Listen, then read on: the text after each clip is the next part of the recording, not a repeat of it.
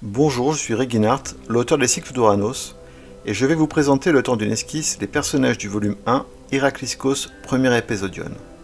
Aujourd'hui, nouveau croquis d'un des principaux protagonistes, Polydeucès, qui accompagne Héraclès lors de son excursion vers Ilion. Polydeucès est contemporain d'Héraclès, car les deux héros se croisent à l'occasion de l'expédition des Argonautes en compagnie de Jason. Il n'y a, à vrai dire, pas d'interaction entre ces figures mythologiques, et j'ai trouvé intéressant, encore une fois, d'utiliser le prétexte des omissions, des non-dits, des silences, pour imaginer une nouvelle amitié inconnue.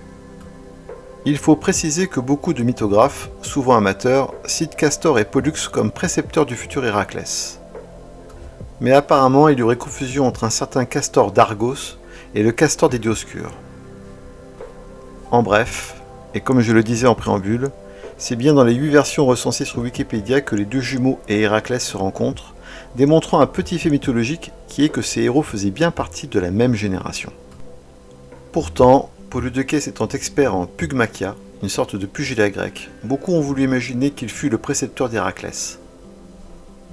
Dans les cycles d'Ouranos, en créant le personnage de Polydeucès, j'ai effectivement fait de ce dernier un expert du combat au corps à corps, comme il en fera la démonstration au début du second volume.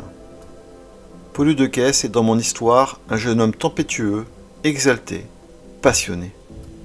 Sa fougue est bien sensible sur l'expression de son visage. Sa bonne paire d'épais sourcils froncés qui emprunte au dessin des vieux héros de l'animation japonaise est un hommage de ma part foncièrement volontaire.